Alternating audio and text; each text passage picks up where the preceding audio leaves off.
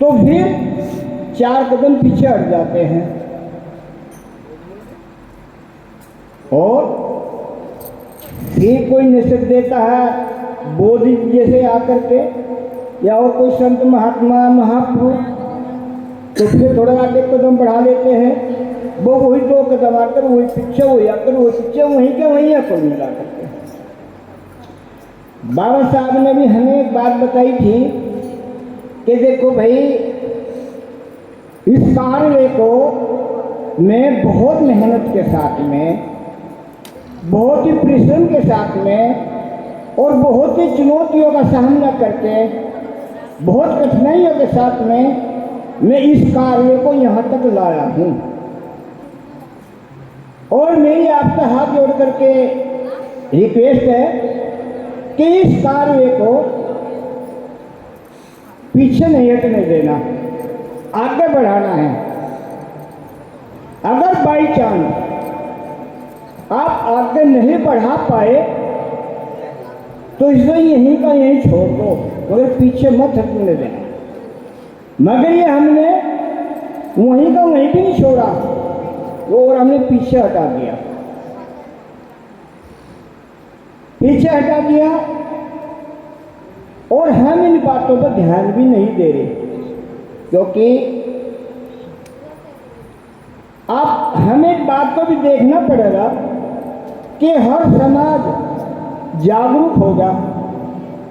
आज हम तुम्हें समझा रहे हैं ऐसी, अगर इस मैच की आवाज़ किसी अन्य अदर कास्ट की इस पर जारी होगी ना, तो वो समझ जाएगा घर बैठा ही, और तुम यहाँ बैठे भी नहीं समझ पाओगे। तो इसलिए आपको समझने की जरूरत है, उस पर अमल करने की जरूरत है, उसका अनुसरण करने की जरूरत है। यही हमारा एक लक्ष्य है। बाबा साहब ने कहा था भाई, शिक्षित बनो, संगठित रहो, संघर्ष करो। शिक्षा का मतलब होता है शिक्षित बनने का।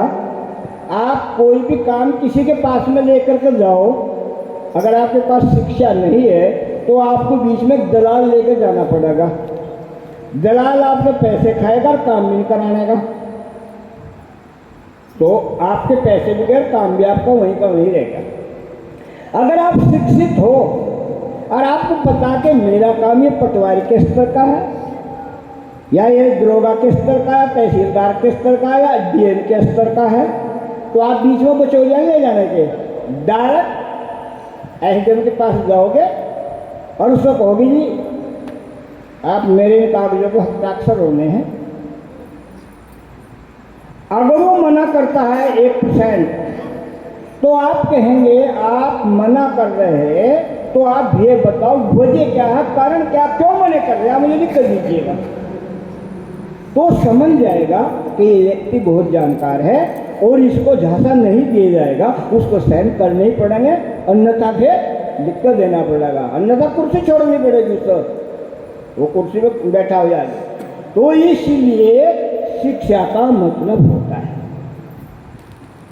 अच्छा, और संगठित का मतलब होता है अगर एक आदमी एक वजन को अकेला नहीं उठा सकता, 2 नहीं उठा सकते, 4 नहीं उठा सकते, तो उसे 10 आदमी इकट्ठे होकर उस काम को कर सकते हैं। इसलिए हमें संगठित होना जरूरी है। जैसे कि मान लें एक बार